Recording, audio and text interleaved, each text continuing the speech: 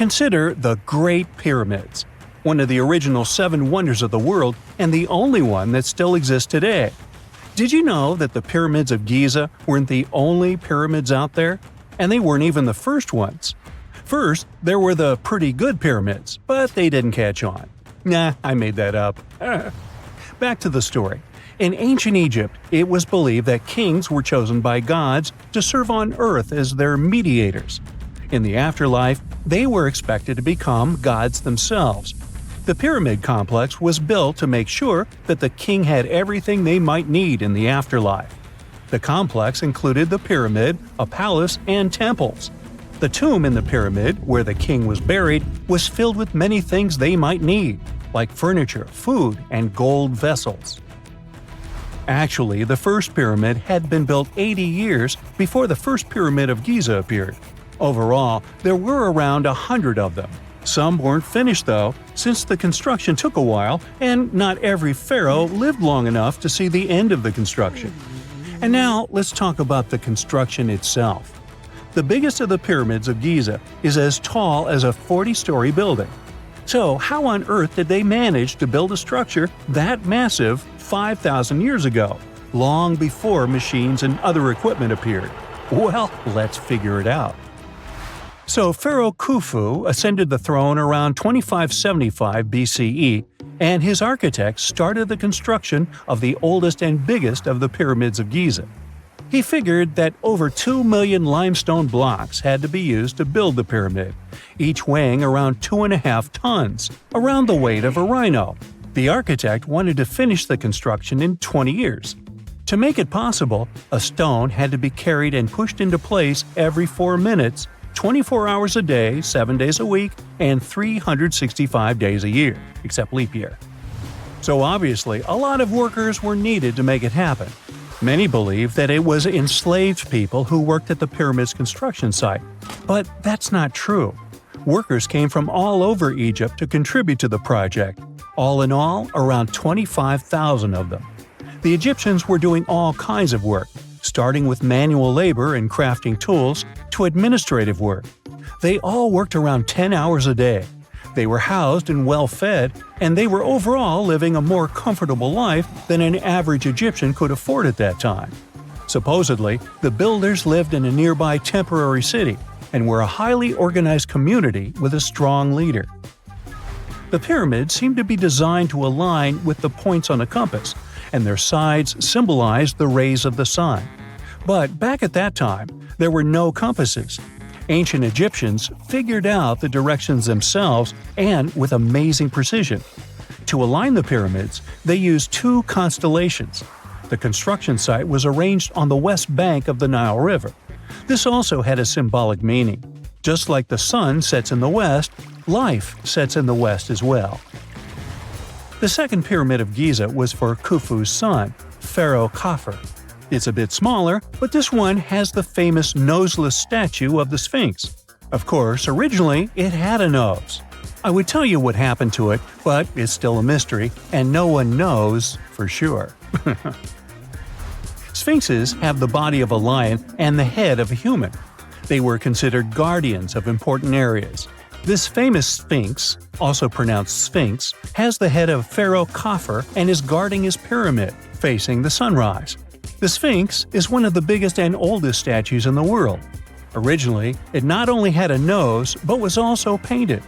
Scientists have discovered traces of the red color of its face. So, most likely, the Sphinx was painted red. There are also remains of yellow and blue color on its body. The statue definitely wasn't boring.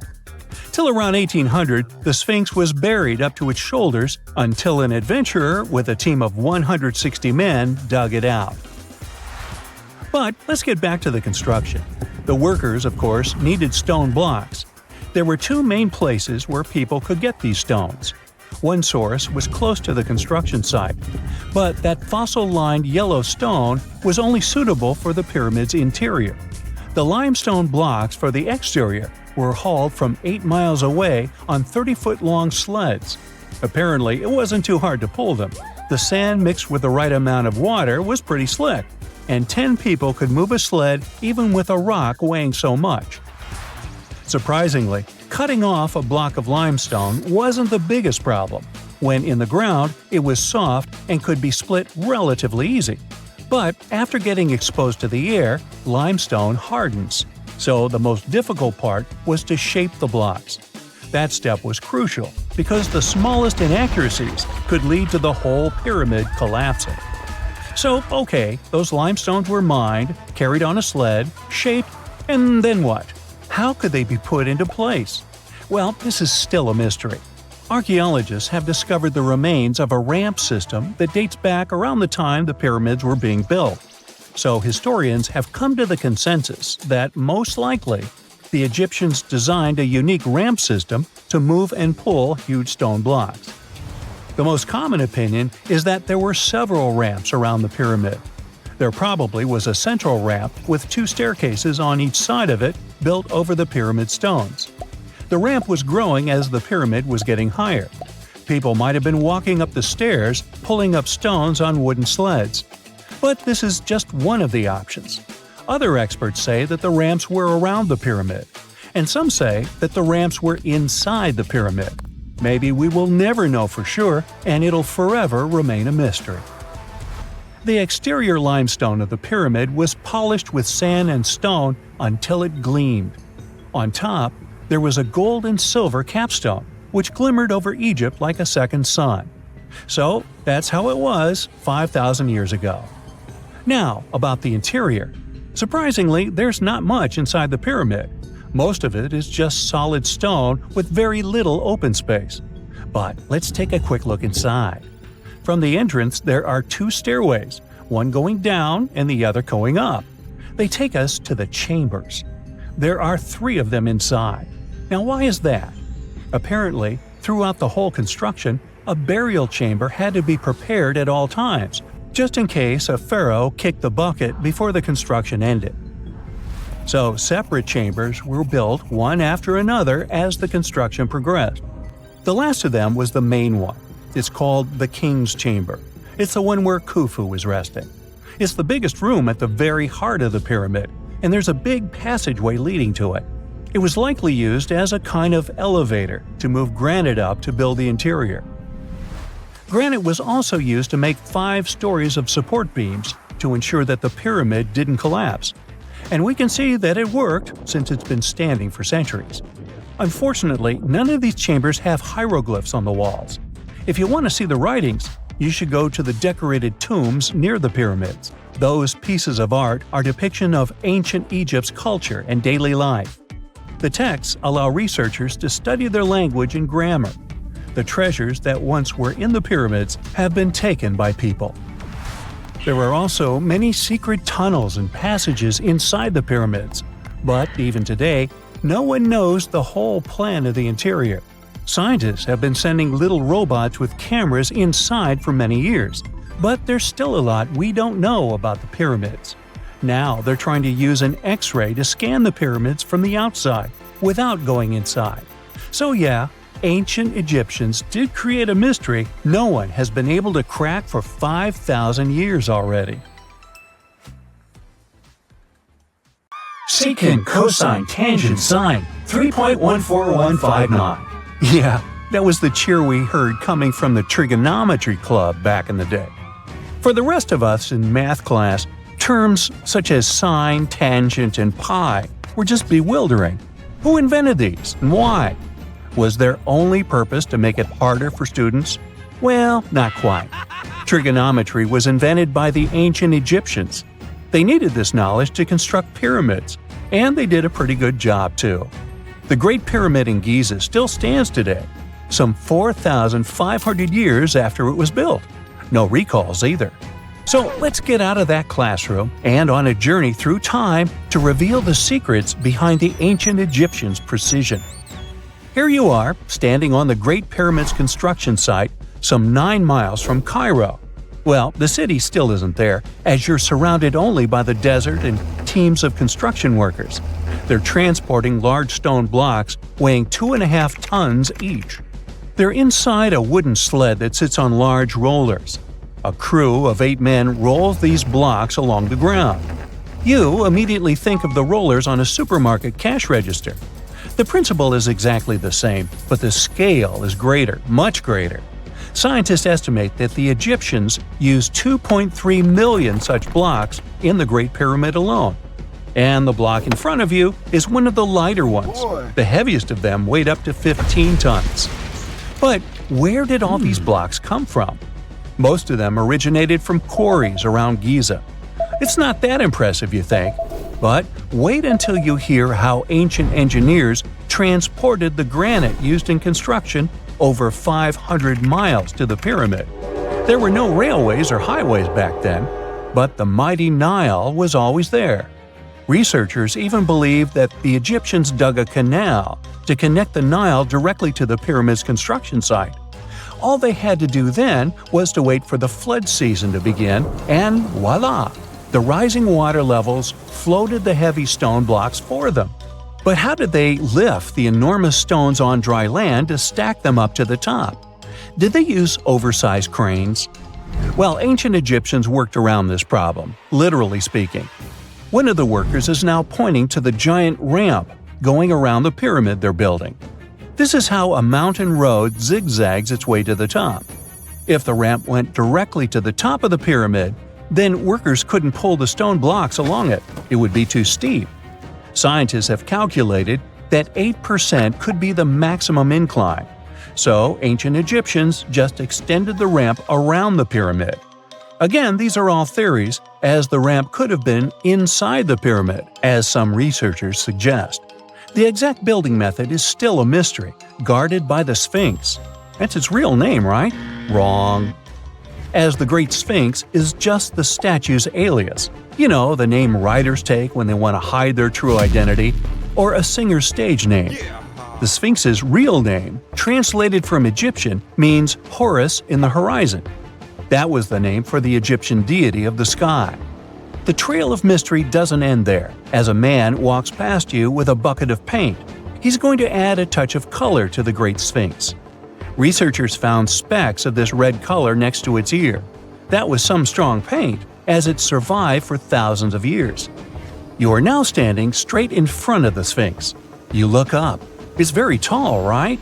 66 feet to be precise. Now resist the urge to take a selfie. You can do it. Now you notice something else. It looks like the Sphinx is in the center of a giant triangle in the back. That's one side of the Great Pyramid. And no, your eyes are not playing tricks on you. The Sphinx really does sit in the center of the pyramid's lateral face. Here's where math comes in handy. A pyramid has 4 sides, called lateral faces. There's also a 5th face, the base, but that's not visible. It's, wait for it, face down. The Sphinx has one last mystery to reveal: its age. Scientists agree that Pharaoh Khafre built the Sphinx. He ruled after his father, who had built a great pyramid nearby. So both structures were finished around the same time. Let's talk about numbers again. You've heard of Cleopatra, the Egyptian princess described as a woman of great beauty. Hello? She saw the pyramids, but she lived closer to the time of the first iPhone than the time of the people who built the pyramids. Fascinating, right? You can see thousands of people around you. They're working hard to build the pharaoh's tomb. But how many of them are there exactly? One Greek philosopher estimated there were as many as 100,000 workers. Seems like an okay number for such an enormous structure, but it can't be true. Science simply can't back up this number. Egyptologists put the total number of workers at 30,000. And yes, Indiana Jones was one of them, at least on the big screen, but he showed up late. Egyptologists know a lot about the pyramids, but not everything. Not because they don't want to, but because they haven't yet dug up enough evidence. They can only guess how the building process went. First, engineers would arrive to choose the right spot and do the necessary measurements. That's why they needed all that complicated math. Then, it's time for sourcing the material, the large stone blocks I mentioned earlier. When boats deliver them to the site of the future pyramid, workers can finally do their thing. They operated in smaller groups, but there were at least 2,000 of them chiseling and carving away at any given time. Sounds like a typical construction site today? Well, that's because it is, just thousands of years ago. It's amazing what ancient Egyptians were able to achieve with just copper and stone tools. The pyramid is now complete in front of you. But is it the same pyramid we see today? Why is this structure shining bright in the desert sun? Isn't it supposed to be a dusty yellow color? Well, no. Human activity and the elements have completely stripped the outer layer of stones over time. Expert craftspeople polished these blocks using nothing but stone and sand. The end result was a smooth and shiny rock. On the day it was completed, the Great Pyramid of Giza was a perfect triangle of light. Its polished sides acted like giant mirrors, reflecting the powerful Egyptian sun.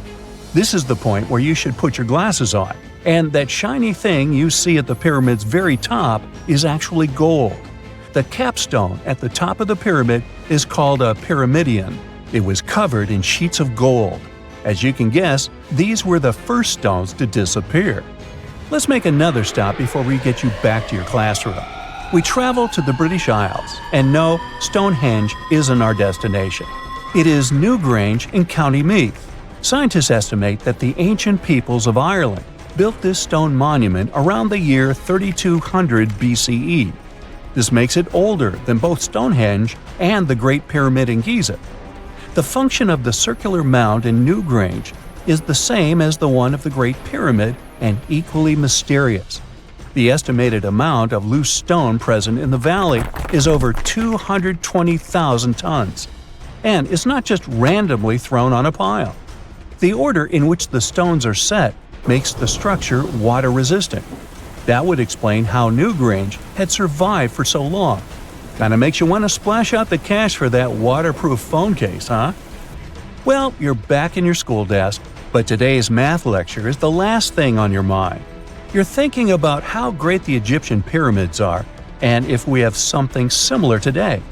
It turns out modern engineers are just as impressed with the Great Pyramid as you are. There's a glass pyramid sitting in the main courtyard of the famous Louvre Museum in Paris. The panorama of San Francisco wouldn't be complete without the 48-story Trans-America Pyramid. But Las Vegas went the furthest. There we find the Luxor Hotel. It's so big that it's the third largest pyramid on the planet. And guess what's in front of it? Yup, a replica of the Sphinx. It's 110 feet tall, 2 stories higher than the one in Giza. Yeah, everything's bigger in Vegas. What is a boat doing in the middle of a desert? You would expect to find a seagoing vessel closer to shore. This is the question archaeologists have been asking for decades. In 1988, there was a storm near one of the most important archaeological sites in ancient Egypt. A wooden structure emerged from the sand. It was hollowed out by termites. Scientists were determined to solve its mystery. In 2000, they began excavating the site near Abydos, Abydos. An American team of experts soon discovered a boat that was 70 feet long, and it wasn't alone. In total, there were 14 boats neatly resting next to each other. It was impossible to completely dig out the boats because of their poor condition. Luckily, the wood was preserved enough to get a sample. Analyses revealed that the boats were around 5,000 years old, the oldest fleet in human history to this date. The time of their construction predates the pyramids at Giza by half a millennium. Each ship of the fleet rested in a vault that matched its dimensions. The room was roughly a third of the size of a tennis court. It had mud brick walls that featured more than 120 drawings of boats. Ancient Egyptians incised them on whitewashed walls that were excellently preserved. Scientists have known about these mysterious chambers for well over a century. 1901, 1902. A British archaeologist, Arthur Weigel, stumbled upon a strange structure west of the River Nile. His team caught a glimpse of the interior walls. Sadly, a section of the roof collapsed, so they had to call off further exploration. Researchers abandoned the site, but its location remained on the maps. The boat's position first led scientists to think that they rested on a bank of the mighty Nile. But there was a problem with this theory. Today, the river flows almost 7 miles west of Abydos. Further studies of the surrounding terrain showed the Nile didn't change its course throughout history. Also, if the boats floated near a dock, they would be in unstable positions. The 14 vessels at Abydos were perfectly parallel to each other. There was only one conclusion possible. Someone had deliberately placed them like that. They must have gone through a lot of effort. Each boat had enough room for up to 30 rowers. These vessels could really float.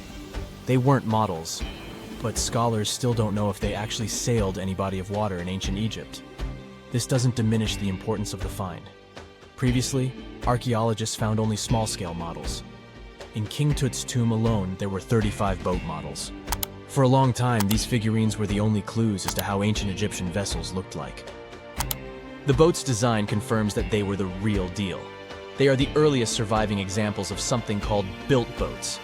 Ancient people constructed primitive vessels by hollowing out large tree trunks. The alternative was reed that was tied together to form a raft. The boats at Abydos had planks tied together. This was a major breakthrough in shipbuilding. During their lifetime, the boats must have seemed impressive. Timber was a valuable commodity at the time. There was no wood in the desert. Cedar had to be imported from Lebanon. The only person who could afford such luxury was the pharaoh. Studying the area around the ancient fleet provided more answers. Scientists discovered a mud brick structure where Egyptians worshipped the pharaoh. Its approximate date of construction matches that of the wooden boats. The same bricks out of which this building was made were used to encase the fleet. At the time of their construction, the rooms they were stored in had a ceiling. That's the section that archaeologists stumbled upon in the early 20th century. Just like mummies and coffins, these marvelous ships rested inside splendid vaults. The exterior of these rooms was also impressive. The outer walls originally had a plaster of white limestone. It reflected sunlight. In the desert sun, the structure housing the boats must have shone from miles away. Ancient Egyptian builders used the same technique to cover the pyramids 500 years later. Today, their surface looks jagged, but it wasn't always like this. When they were constructed, the pyramids had a top layer of fine white limestone. Their surface was smooth and it gleamed in the sunlight. Instead of stairs, the outer layer of the pyramids was more of a sleek ramp. Archaeologists were left with one final question. Which pharaoh owned the fleet? The answer lay just a mile from the site. This is where the tomb of a pharaoh from the 5th dynasty rested, King Senwosret III. Its time and style of construction matched the ones of the chambers with boats. The very end of his rule might explain how the boats ended up in the middle of the desert. The pharaoh probably passed away in northern Egypt. Then his body was transported down the Nile to Abydos in a marvelous procession of decorated boats. The vessels were later lowered to chambers near the final resting place of their owner. This had a symbolic meaning. In the ancient Egyptians' belief system, ships played a key role. Their supreme deity was Ra. He traveled through the sky during the day in the form of the sun. At nighttime, he sailed through the netherworld in a solar boat. The pharaoh identified himself with Ra. That's why he needed boats in the afterlife. That was the only way to regenerate himself. Just as the sun rises every day above the horizon. This belief existed for thousands of years. The more famous Pharaoh Khufu also had a ship. Scientists found it in 1954 next to his pyramid at Giza. It is some 4 centuries younger than the fleet at Abydos, but Khufu's ship was almost 2 times longer. The Great Pyramid of Giza and King Tut's tomb are some of the most famous archaeological finds in Egypt. But there are many more secrets hiding beneath the endless sands of the Sahara Desert. Recently, 2020, archaeologists found a lost city there. They have labeled it as the most important discovery since King Tut's tomb, 1922. The city of Aten is some 3,000 years old. Historians hope it will give them a unique insight into the everyday life of ancient Egyptians. The famous archaeologist and Egyptologist Zahi Hawass proclaimed the site a lost golden city. Aten sits some 300 miles south of Egypt's capital, Cairo. It is close to the famous Valley of the Kings. Archaeologists first found sections of mud brick walls that spread out in all directions. They discovered complete rooms with tools of everyday life inside. The research team unearthed a bakery, a residential neighborhood, and an administrative district. They all date back to the time when the Egyptian civilization was the wealthiest in its long history. They were also the first to make objects from iron. In 1911, scientists found a set of iron beads near a village in Lower Egypt, El Gerza. These are the earliest known iron artifacts. The discovery is literally out of this world. Ancient people made them by beating into shape a piece of a meteorite. The 9 beads were once part of an ornate necklace. They are now blackened and corroded, which is perfectly normal for a piece of jewelry that is over 5,000 years old. They consist of an iron-nickel alloy. Researchers were impressed by the skill of ancient jewelers who processed the beads. Their craftsmanship is more impressive when you think that they didn't know the stellar origins of the material. The Great Pyramid of Giza also has a remarkable feature. An international research group investigated the electromagnetic response of the structure to radio waves. They found that the pyramid has the ability to concentrate electromagnetic energy inside it. This occurred inside its chambers as well as under the pyramid's base. It contains an underground, unfinished chamber. It seems that the electromagnetic response is connected with the properties of limestone, the Great Pyramid's main building material. The research results might have a practical application. The way solar cells and nanosensors function could be improved by this remarkable find. Imagine working 7 days a week on a large-scale construction site. You, along with thousands of others, carry millions of stone blocks and put them on top of each other according to a complex system. You work without modern construction equipment. You have no air conditioning or constant access to water. It's so hot outside that you can fry eggs on the road. You've been building the pyramid for decades, and now, when it's finally done, you enjoy the result of the colossal work of thousands of people. You're looking at a giant cultural monument of global value that will freeze in time and amaze people for tens of thousands of years. A few thousand years have passed. People in the 21st century see the pyramids and are like, wow, I can't believe humans have built this. Yeah, the people who built the pyramids wouldn't have appreciated such a theory. But actually, there are reasons to believe that people built it using some fantastic technology. From the outside, it seems the Great Pyramids are just big triangles of stone. People just put some heavy blocks on top of each other, and that's it. In fact, the design seems too perfect to be true. The pyramid consists of more than 2 million blocks. They lay so close to each other and are so even that you couldn't squeeze even a thin sheet of paper between them. Scientists still can't figure out the exact technology for building the Egyptian pyramids. One of the biggest and most famous is the Great Pyramid of Giza. This huge construction, well known all over the world, has one big secret. There should be a capstone on top of the pyramid. It's a triangular-shaped stone block, a small pyramid on top of a huge one. It's also called a pyramidion. The builders of ancient Egypt made it out of granite and limestone and covered it with gold. No records or old drawings prove that there was a pyramidion at the top of the Great Pyramid of Giza. But there's another ancient Egyptian structure with such a triangle, the Red Pyramid. It was built before the Great One, and its capstone has survived to this day. Archaeologists have found and reconstructed it. But where could the capstone of the Great Pyramid be? It's a mystery that still has no answer. Some are sure that some thieves have stolen it from the top. Maybe they just climbed up and pushed the pyramidion down. It makes perfect sense. The capstone was probably the most valuable element of the pyramid. Many scientists and archaeologists still don't know its exact purpose. Some believe that this peak covered with gold glorified the pharaohs. The capstone reflected moonlight at night and illuminated the entire space around it. During the day, the capstone reflected sunlight with its shiny surface. You could have noticed it from afar. The top of the pyramid was a kind of guiding star for lost travelers. All other stone blocks of the pyramid consist of limestone. People polished them to make them look shiny. In the past, they were even glowing and reflected light. You could see glowing pyramids from space, although they looked like tiny lights. Over thousands of years, winds, sandstorms, and rains have changed the pyramid's appearance. If people had taken care of them all this time, they would have looked like something out of science fiction movies, or the pyramids from Las Vegas. But unfortunately, we will never see their original appearance. Some archaeologists and scientists believe that the capstone could absorb the sun's energy and distribute it evenly throughout the pyramid. No one knows precisely why the Egyptians needed this technology.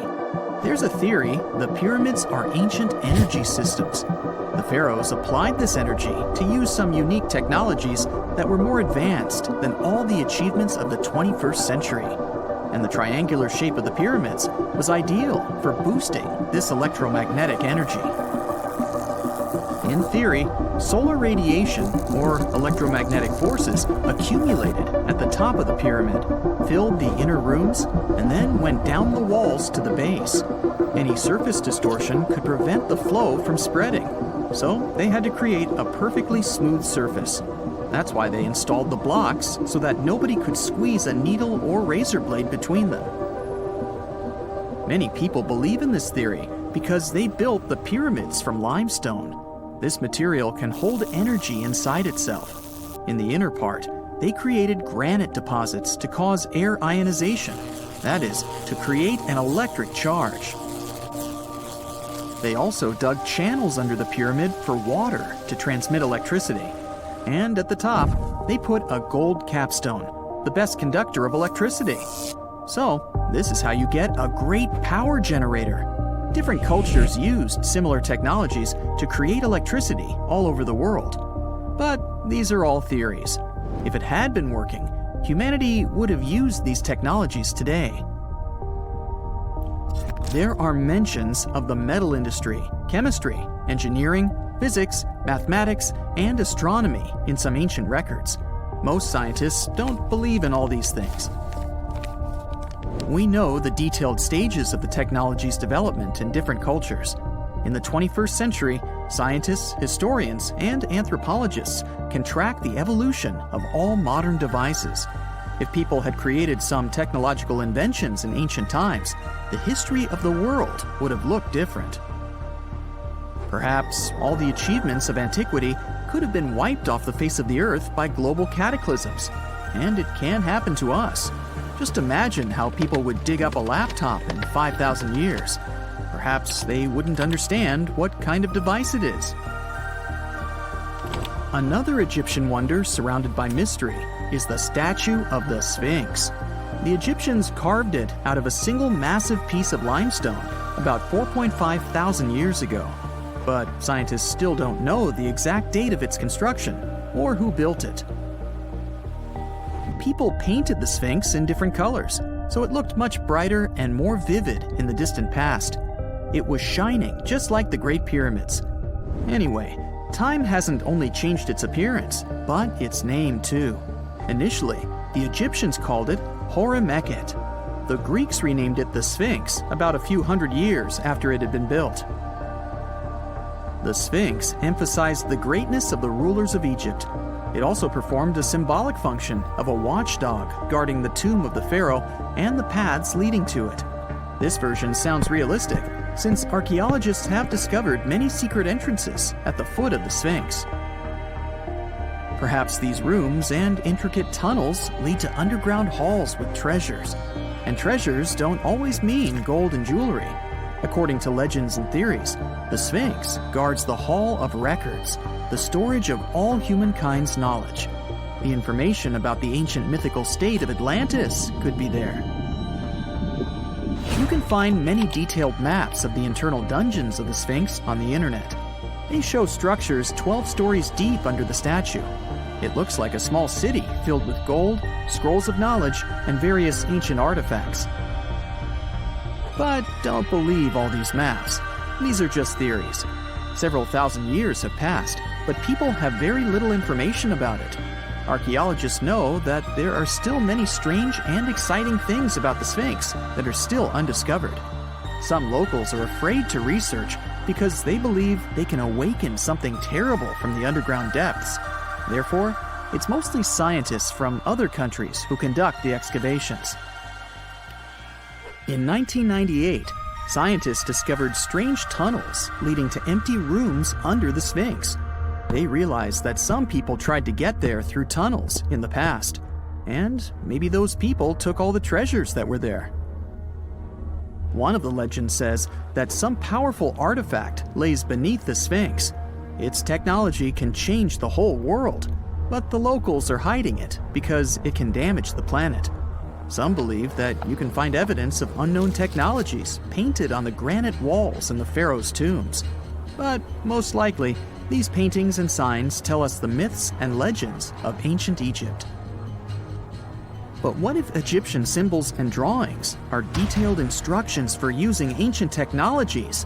What if the locals that lived at that time thought, people in the future won't be able to get energy themselves. Let's leave some detailed instructions for them. Anyway, there are many riddles and theories.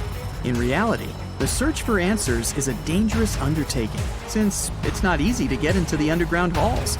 Excavations can ruin the structure of the entire Sphinx. Any person inside the tunnels may get lost and never be able to find their way back. Besides, it costs a lot of money.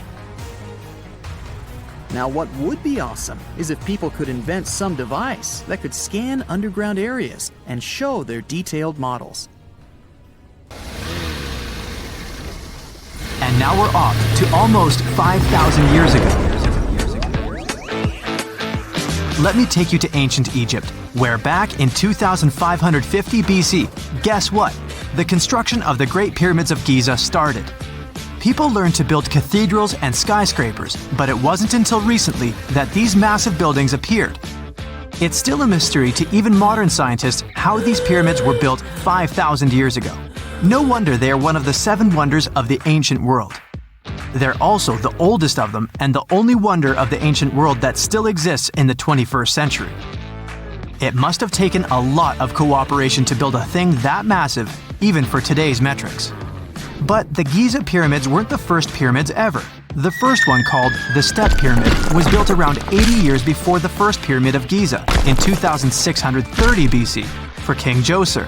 It wasn't meant to be extraordinary, but ended up being quite impressive. It was a pyramid of 6 stepped layers of stone. It was 204 feet high, which is as tall as a 19-story building. And it was the tallest building that existed at that time. It wasn't just a pyramid though, it was surrounded by a whole complex of buildings, including even courtyards. In ancient Egypt, people believed in the afterlife, so everyone, especially kings, wanted to make sure they had everything they needed to get ready for it. Here's why the pyramid complex was perfectly supplied with a lot of objects people used every day. The complex included a pyramid and a kind of a palace. Those buildings had many things the king loved and might need one day, like furniture, food, and gold vessels. After Djoser, building pyramids became common practice, but many pyramids weren't finished. It would usually take about 20 years to build one, but many rulers reigned way less than that. Overall, there are more than 100 pyramids. The most famous pyramids are the Great Pyramids of Giza. The first one and the biggest one was built for Pharaoh Khufu, around 2550 BC. Initially, it was 481 feet tall, which is as tall as a 40-story building. The second pyramid was built for Khufu's son, Pharaoh Khafre, around 2520 BC. It's just a bit shorter, usually standing at 471 feet high, a 39-story building. This is the pyramid with the famous statue of the Sphinx. Sphinxes have a lion's body and a human head. They were built to guard important areas. This one has the head of Pharaoh Khafre and is guarding his pyramid, facing the sunrise. The Sphinx is most well known and is one of the world's biggest and oldest statues. Originally, it had red color and did have a nose. It's still possible to see the trace of red pigment by its ears. But no one knows exactly when the nose disappeared. For some time, the Sphinx was sort of hidden underground, being covered with sand up to its shoulders. Luckily, in the early 1800s, an adventurer with a team of 160 people dug it out. The third Pyramid of Giza is the smallest one, being more than twice shorter. Originally, it was 218 feet high, about the height of a 20-story building. Built in 2490 BC, it was a pyramid for Khafre's son, Menkaure. The pyramids are designed to align with the points of the compass, and their sides symbolize the rays of the sun. But back at the time, there were no compasses.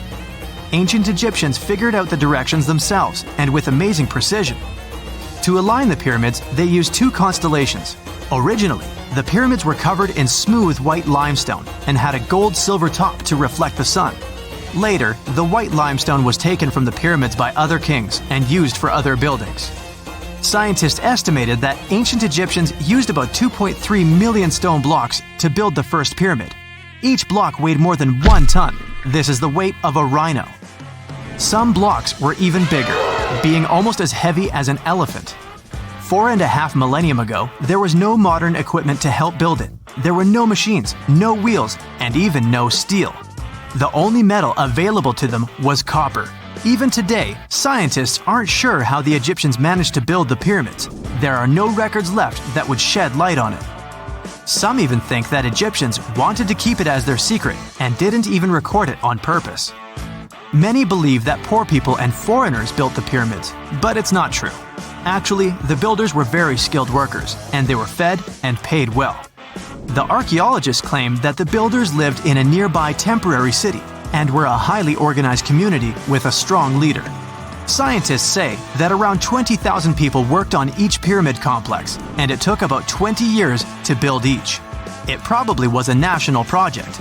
The construction site was large in resources, and food and essentials were likely to be contributed from all parts of Egypt. Even with all that support, it remains unclear how people managed to cut, transport, and assemble those huge stones. One of the theories suggests the stones were most likely transported on boats down the Nile River. Then, there was a harder part. They had to be moved to the construction site. For that, they probably used wooden sleds. It wasn't very hard to pull them because the sand mixed with the right amount of water was pretty slick. And 10 people could move a sled even with a rock weighing 1 ton pretty easily.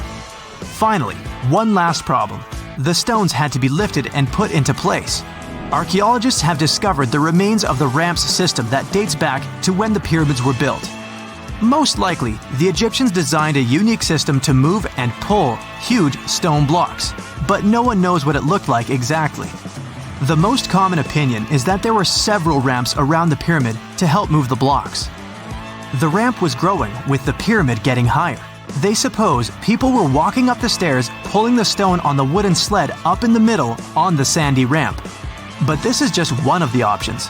Others say that the ramps were going around the pyramid. Some say the ramps were inside the pyramid.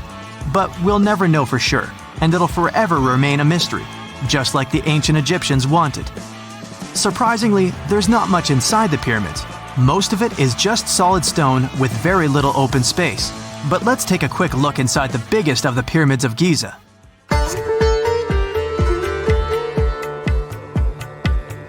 From the entrance, there are 2 stairs, one going down and the other one going up. The descending one takes you to a chamber located underground. That's where the pharaohs are, but not in this pyramid because Khufu wanted to stay higher. The underground room is partly unfinished. The room with Khufu's sarcophagus is called the King's Chamber. It's upstairs and then through the tall and long Grand Gallery. Below the King's Chamber, there's a room called the Queen's Chamber. There are no queens though, and no one is sure why the room is called this. Unfortunately, none of these have any hieroglyphs on the wall. They're just bare. If you want to see them, you should go to the other rooms that are decorated. Those pieces of art are depictions of ancient Egypt's culture and daily life. The texts allow researchers to study their language and grammar. Sadly, the treasures that once were here in the pyramid are long stolen. From that room, there are several tunnels for an unknown purpose. There are many tunnels and passages inside the pyramids. There are many chambers and shafts and secret ways. Scientists have been sending little robots with cameras there for some decades already. And the robots did discover another chamber a bit upstairs with hieroglyphs on the walls. But even today, much of the pyramids is still unknown, and there's no so-called building plan of the pyramids. Egyptians did create a mystery no one can crack for 4,500 years already. Scientists recently started to X-ray the pyramid to learn what's inside it without entering it and its narrow, mysterious tunnels. In November 1922, a boy walked through the desert mountains of Egypt and discovered some ancient steps carved into the rock. Subsequently, this find became one of the world's largest and most significant archaeological discoveries. This step was part of Tutankhamun's untouched tomb. Archaeologists found about 5,000 ancient objects, including jewelry, fabrics, painted vases, and funeral masks. You've probably seen one of them. It has become one of the most recognizable attributes of ancient Egypt. More than 100 years have passed since then, and now humanity has finally become close to another large-scale discovery, the tomb of Cleopatra. This queen was the last active ruler of the Ptolemaic Kingdom of Egypt, who sat on the throne from 51 to 30 BCE. There are many ancient records about Cleopatra, her reign, and her unusual personality, but until now, no one has discovered the secrets about her passing away in the burial place. So, one archaeologist, Dr. Kathleen Martinez, has been studying ancient records and temples around Alexandria for decades, and concluded that the tomb of the queen should be located under the ancient city of Taposiris Magna, founded in 280 BCE. It was a big city on the northern coast of Egypt, where tens of thousands of people were engaged in trade and industry, and it seems that Dr. Martinez's guesses turned out to be correct. She and a group of archaeologists have discovered a secret underground tunnel near Alexandria, with a length of about 0.8 miles.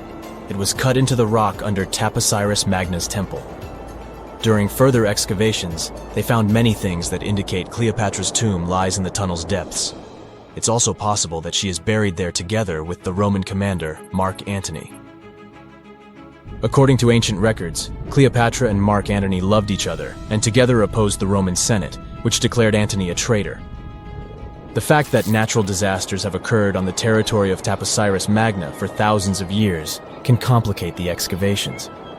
Earthquakes and floods destroyed the city and possibly flooded its underground tunnels. But archaeologists hope the ancient tomb remains untouched, and that it hides many treasures and records about the royal life of ancient Egypt during the reign of the last dynasty.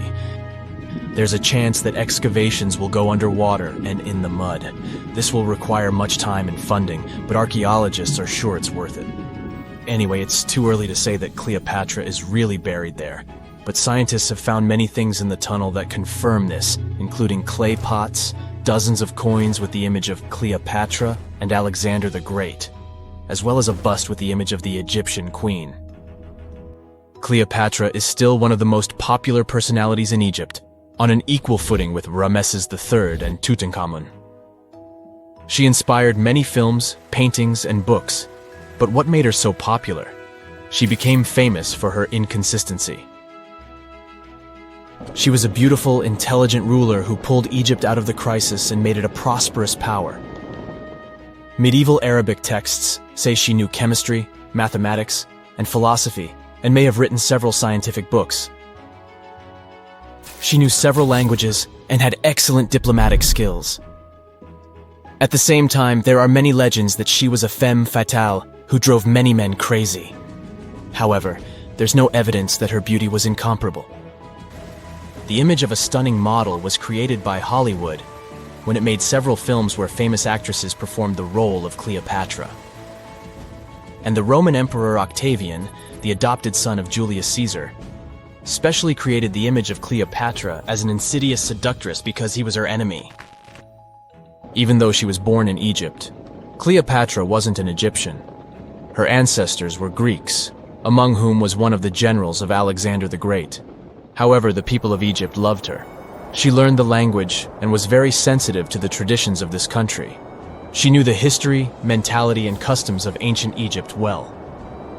She raised the level of its economy and strengthened its status as a world power. Much of this was made possible thanks to her cunning and impressiveness. She loved theatrical performances and lavish celebrations. She knew how to surprise people and put on a show. But behind the exterior image of a luxury lover was an intelligent and calculating ruler. Ancient Egypt was a rich, luxurious country, and Cleopatra did everything to increase its wealth and strengthen its position in the international arena. For example, she was once in conflict with her brother Ptolemy XIII. The queen knew that she wouldn't be able to resist him, so she decided to attract Julius Caesar to their side.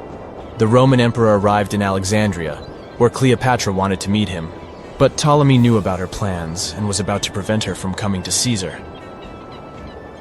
Then, instead of a rich and noisy arrival, Cleopatra decided to make her visit inconspicuous. She wrapped herself in a carpet or linen bag the emperor's servants carried into Caesar's private chambers. Cleopatra emerged from the carpet and impressed the Roman emperor with her beauty and determination. As a result, they fell in love with each other and became close allies. After some time, she impressed another influential Roman for diplomatic purposes. She arrived to meet Mark Antony on a golden barge with purple sails and silver oars. Cleopatra was dressed in the image of Aphrodite and sat under a magnificent canopy. Her servants dressed like cupids and were blowing her fan and burning incense. But Cleopatra created such a show for a reason.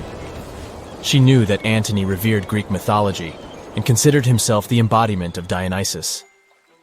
As a result, he was so impressed with this woman that he ended up marrying her. Cleopatra defended her crown, strengthened her alliance with Rome, and bore Antony 3 children. In Egypt, they threw big parties and enjoyed wealth with power. However, the relationship of a high-ranking official with the Egyptian queen caused a scandal in Rome. Octavian was Antony's primary opponent in the struggle for power, so he exploited the situation to darken the competitor's reputation. He used propaganda to make Cleopatra an insidious seductress in the eyes of Roman citizens. He accused Antony of succumbing to her charms. The Roman Senate supported Octavian and declared Cleopatra an enemy. In 33 BCE, this conflict reached a high point when Antony's navy clashed with Octavian's fleet. The latter won and forced his enemy to flee to Egypt with Cleopatra. According to some records, they took refuge near Alexandria. Pursued by the Romans, they hid in one of Cleopatra's palaces and met their end. Some legends say that Cleopatra was an expert in poisons. She provoked a venomous snake, a viper or an Egyptian cobra, to bite her. Also, according to another legend, she pricked herself with a poisonous needle. There's a theory that Cleopatra always carried an ampule with poison inside her hairbrush. And when she was cornered, she soaked the needle with this poison and pricked herself. None of this can be said for sure. Scientists are still trying to find out the truth. Perhaps when they reach Cleopatra's tomb, the world will get more answers about her tragic fate. She is considered the last ruler of Egypt. After her passing, Octavian plundered her palaces and temples and returned to Rome, where he became the main emperor. He successfully ruled the country and expanded its borders. His reign ended when he turned 75. World history would have looked different if Cleopatra and Mark Antony hadn't lost that naval battle. By the way, did you know that more time has passed between Cleopatra's reign and Neil Armstrong's flight to the moon than between the reign of the Egyptian queen and the construction of the Great Pyramid of Giza? Armstrong took a step on the Earth's satellite in 1969, 38 years after the birth of Cleopatra. And the construction of the pyramid took place in 2560 BCE. Imagine how long the history of ancient Egypt is.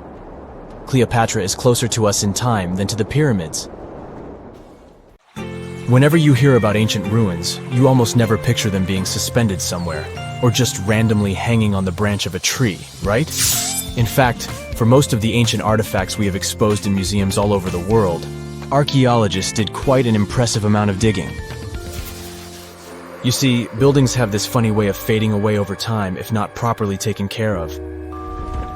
Sometimes we need to reuse some building materials, so an older construction may be sacrificed in the process. Other times houses are abandoned, and once they are exposed to the elements on the surface, like rain or sunlight, they don't really stand a chance. Some just simply crumble away due to good old erosion. So the only way a piece of architecture can survive the test of time is if it's somehow gotten buried deep down. Now, how did they end up buried in the first place? Well, it's quite the comedy of errors. Ancient cities had a habit of gradually raising their ground level like a kid adding toppings to their ice cream sundae. You see, these settlements were always busy collecting food and building materials to keep up with their ever-growing population. But hey, who has time to deal with waste and rubbish? It wasn't exactly high on their to-do list back in the day. So when it came to building new houses, ancient civilizations found it much easier to save their sweat and tears by piling up the rubble and constructing right on top. But that's not all. Rivers would also occasionally flood and deposit a layer of sediment on the city floors, further encapsulating those ancient constructions. And in those dry regions like the desert, where the wind likes to show off its sand and dust dance moves. You can bet it was a constant struggle to keep the establishments clean. One hilarious example is the Sphinx, which had its head buried in sand until a group of archaeologists unearthed it in 1817. Some ancient towns eventually got covered up because they were completely abandoned. With less human activity to control their expansion, plant seeds couldn't resist the opportunity and sprouted all over the place. They gobbled up carbon dioxide from the air and grew, adding more and more bulk to the ground. Those cheeky roots even decided to stabilize the soil made from decaying plant matter, creating layers upon layers of earthy goodness. It's like the ultimate DIY project Mother Nature embarked on, with plants as her loyal helpers. The act of digging into the secrets of ancient civilizations is not just about unearthing a lost world. It's also an epic quest to reveal the hidden treasures beneath layers of history. But how do archaeologists know where to dig in the first place? If everything is covered in layers upon layers of sediments, debris, and plant roots, they must have some sort of system they rely on before embarking on a new project, right? For starters, they're not always the ones suggesting an archaeological dig in a certain location. Let me explain. Let's say you're a contractor and you want to build a new fancy apartment complex in your city. Some local legislations have certain requirements before your project can start, though. For instance, before anyone starts building on a piece of land, they might need to bring in specialists to check the soil. These clever folks can be archaeologists, geologists, or paleontologists, and they need to keep an eye on things during development. If any artifacts or ecofacts, fancy word for organic remnants, are discovered, these experts swoop in to excavate and study them. But what about sites that have nothing to do with bulldozers and yellow hats? Archaeologists have more than one trick up their sleeves when it comes to locating ancient hotspots. They dive deep into historic records with a healthy dose of detective work. By sniffing out old documents and maps, they can piece together the puzzle of human activity in a specific area. If a site has been visited before, it's even better. Finding records of past excavations or historical accounts can give archaeologists lots of information on where to continue their treasure hunt. Before archaeologists start swinging their shovels, they engage in a bit of a visual scan mission. Armed with a grid system, they'll stroll around the site, keeping their eyes peeled for any artifacts that might be hiding just beneath the Earth's upper layer. From groundstone tools to historic glass and even ancient garbage dumps, yes, they're also valuable. These keen-eyed explorers can spot signs of human activity faster than most people. If they stumble upon midden soil, fancy term for a garbage dump, they know for sure that humans once called this place home. Archaeologists don't just rely on their trusty shovels, though. They have an arsenal of gadgets to aid in their search for hidden wonders. Geophysical tools are like their secret weapons. Take the resistivity meter, for example. This clever contraption measures the electrical component of the soil and any buried features or artifacts. A buried wall, for instance, will create a different resistivity reading than the surrounding soil. Magnetometers and ground-penetrating radar work in similar ways, showcasing potential hints of ancient treasures in the soil. And who could forget our trusty old friend, the GPS? It helps archaeologists map out precise locations, like a high-tech treasure map, leading them straight to their pot of gold. Care to virtually visit some of the most important archaeological sites in the world? Well, follow me. In the United Kingdom, for instance, you'll find this interesting place called Stonehenge. It's one of many henges scattered around, but this one really takes the cake. Picture this: massive ancient stones standing tall and proud, arranged in a funky outer ring and an inner horseshoe, with some smaller stones thrown in for good measure. And guess what? These amazing stones have been around for over 5,000 years. Talk about a serious case of rock-solid longevity. Now, here's where it gets interesting. According to local folklore, the legendary wizard Merlin whipped out his magic wand and poof! He teleported these massive stones all the way from Ireland. Apparently, some giants had assembled them there, but Merlin decided they would look much better at their new location. Others think it's just the ruined remains of an old Roman spiritual edifice. These amazing structures were built by our Bronze Age ancestors. With their simple tools and limited tech, they managed to create this monumental masterpiece. Impressive, right? Unfortunately, there's still so much we don't know about this area. Stonehenge's initial purpose remains a mystery to this day. Sure, there are lots of theories, but scientists have yet to agree on the subject. However, we do know that it's perfectly aligned to catch the sunrise during the summer and winter solstices. The ancient city of Pompeii is an equally amazing archaeological site. Picture this. Mount Vesuvius, a notorious troublemaker, decided to throw a volcanic tantrum and completely covered this ancient Roman city. It turned it into a time capsule, located outside present-day Naples in Italy. Fast forward to the year 1748, when a bunch of adventurous explorers stumbled upon Pompeii. Lo and behold, they discovered a treasure trove of well-preserved goodies, streets, houses, food, probably a bit stale by then, blingy jewelry, fancy sculptures, colorful frescoes, everyday household items, and even animal and human remains. It was like an epic archaeological party. From the looks of it, Pompeii had it all. Fancy houses and villas, a massive 20,000-seat arena, cute little artisan shops, hangouts like taverns. And let's not forget the saucy spots like those luxurious bathhouses for some intense pampering. There's also the sanctuary of Apollo, where people used to gather for their daily dose of worship. And of course, the bustling heart of the city, the Forum of Pompeii, where all the cool people used to hang out. And guess what? Pompeii is so cool that it made it to UNESCO's World Heritage List back in 1997. That's like the ultimate Hall of Fame for historical awesomeness. It also includes many other famous buildings and sites, like the Taj Mahal in India and the Acropolis of Athens in Greece. Most people know that pyramids were built as grand tombs for the pharaohs, designed to ensure they had a smooth journey to the afterlife. The Great Pyramid of Giza, for instance, was constructed for the pharaoh Khufu. But what most people don't know is that this whole pyramid building trend started right here with the step pyramid of Djoser about 4,700 years ago. This massive structure was built for Pharaoh Djoser, a ruler from Egypt's 3rd dynasty. It rises 7 layers high above the ground and stands about 200 feet tall. We think of it today as a phenomenal architectural project. But for ancient Egyptians, the step pyramid of Djoser turned out to be more like a massive experiment, a trial run, if you will, to perfect their building skills before they moved on to even more ambitious pyramids. Reaching new heights is super exciting, but the real mystery is what is going on below the ground. In this pyramid's underground labyrinth, there is a network of tunnels stretching about 3.5 miles long, and some researchers believe these tunnels might have been part of a sophisticated water system that could completely change what we think about pyramid construction. Let's talk about this massive complex located in Saqqara. Surrounding the pyramid, there's what's known as a dry moat, a continuous trench that is up to 164 feet wide and almost 2 miles long. It forms a sort of rectangular shape around the pyramid. This trench has an average depth of about 65 feet.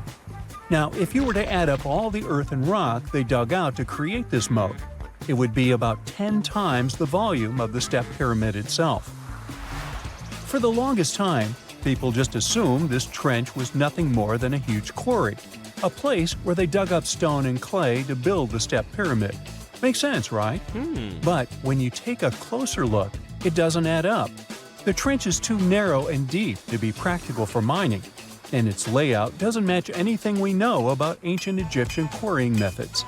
Plus, some sections of the trench are actually covered with a rocky ceiling, which would have made it nearly impossible to use as a quarry. Another theory suggests that the dry moat had some kind of spiritual significance. Maybe it was a sacred place, where souls of nobles gathered to serve the late king in the afterlife. There are even niches in the walls that work as a hint at this spiritual function. But most researchers believe that this purpose likely developed much later, long after the complex was built for Djoser. So what was the moat really designed for? In 2020, a researcher came up with a pretty intriguing idea. It is possible that this trench was actually designed to collect and manage water, especially after heavy rainfalls. Now, that makes sense when you consider the location. The moat sits in an area that could easily have been flooded by runoff water from nearby plains. This could also explain why the trench wasn't used for new graves until much later when the climate became drier and less prone to flooding. The story becomes even more intriguing, as this trench appears to be part of a larger, more complex hydraulic system within the Djoser complex. It is like the trench has several compartments, carefully carved out of the rock and connected by tunnels. These compartments likely served as a part of a water treatment system, where water would flow from one compartment to the next, getting cleaner as it moved along. Now, here is where things start to tie into the pyramid itself. The Djoser complex has a series of underground shafts, and some researchers think that water from the moat's deep trench might have been used to power a hydraulic lift system, and this giant water-powered elevator could have been used to raise the heavy stones needed to build the pyramid. It worked like a volcano, but instead of lava, water did the heavy lifting. Imagine a big deep hole in the ground at the center of the pyramid site. Inside this hole, there was a huge wooden platform, kind of like a giant raft that could move up and down. When the workers wanted to lift a heavy stone, they would fill the hole with water. As the water rose, the wooden platform started to float up, carrying the stone with it, almost like a giant water-powered elevator. When the stone reached the right height, the workers slid it off the platform and onto the pyramid. The idea is that water from the deep trench, after being cleaned and filtered, would flow into these shafts. A massive float, possibly made of wood, would then rise as the water filled the shaft, lifting the stones up to where they were needed for construction. Once the stone was in place, they'd let the water out, lowering the platform back down to the bottom, ready to lift the next stone. This fancy hydraulic lift system could have been a game changer, making the whole building process a lot faster and more efficient without using a lot of workforce. It is like the ancient Egyptians were already embracing the whole idea of work smarter, not harder. But of course, not everyone is on board with this theory. Some experts argue that the area where the step pyramid of Djoser was built couldn't have held enough water from occasional rains to maintain such a fancy hydraulic system. The main theory suggests that, in the past, there might have been some kind of lake nearby that would have filled up after a period of rain, and this lake could have supplied water to the complex's hydraulic system. But there is no mention of such a lake in any ancient Egyptian writings, so it might be more of a what-if situation than a reality. And then there's the issue of the hard work itself. Remember when I said this method could have allowed the ancient builders to raise stones with far less effort? Well, that might not be entirely true. According to some experts, just building this hydraulic device would have required a lot more heavy work than simply moving the stone blocks using good old-fashioned manpower. And let's not forget, the step pyramid of Djoser is like a baby pyramid compared to those that came later. The stones used for Djoser's pyramid weighed, on average, about 660 pounds each, which is nothing compared to the more than 2.5-ton blocks used later for the pyramid of Chephren. If this cool water lift theory gets completely ruled out, we still need to explain how this pyramid was built in the first place. To answer that, we need to rewind a bit and talk about the original plans. See, before Djoser's tomb became a pyramid, the idea was to construct a simple mastaba. This type of tomb was pretty common in earlier periods, a flat-roofed, rectangular structure with sloping sides.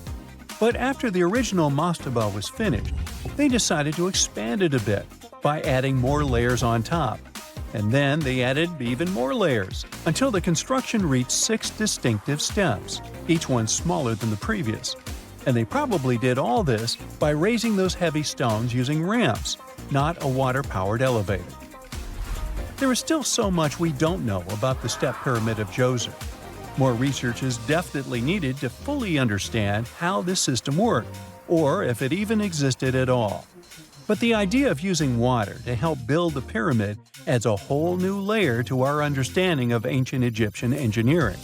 It's a powerful reminder of just how clever and resourceful those builders were, using the natural landscape and the power of water to create one of the most iconic monuments in history.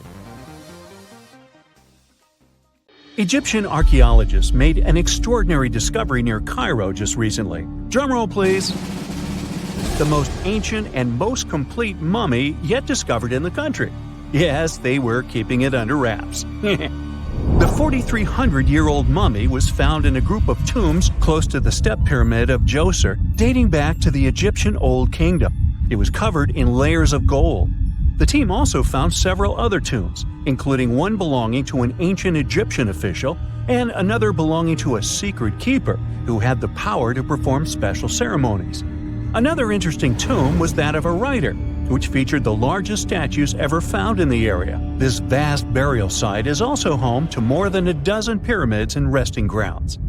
Probably one of the most famous mummies in the world is that of Hatshepsut. She ruled Egypt like a boss for around 20 years, building all sorts of impressive buildings and creating new trade routes. But when archaeologist Howard Carter found her tomb in the Valley of the Kings, her sarcophagus was empty.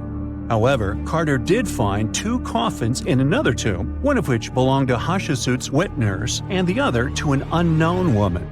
In 2006, a team of specialists decided to investigate whether that mysterious lady was the queen herself. They found a molar tooth in a wooden box with Hatshepsut's name on it, and when they compared it to a gap in the mummy's mouth, it was a perfect match. Ramses II was a pretty impressive ruler, but it was his mummy that eventually made history. Now, we don't hear too much about his daddy. Okay, I'll stop. Ramses is considered to be the most powerful pharaoh in all of Egypt, as he reigned for a whopping 6 decades. He also lived to be over 90 years old. Now that's pretty amazing, considering the time he lived in.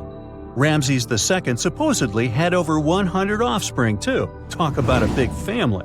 When he passed away, his body was originally buried in the Valley of the Kings, but some sneaky guys tried to rob his tomb of all his treasures. Officials back in the day weren't having any of that though, so they moved his body to a secret location to keep it safe. Fast forward to the 1800s, and Ramses II's mummy was discovered along with a bunch of other rulers and important officials.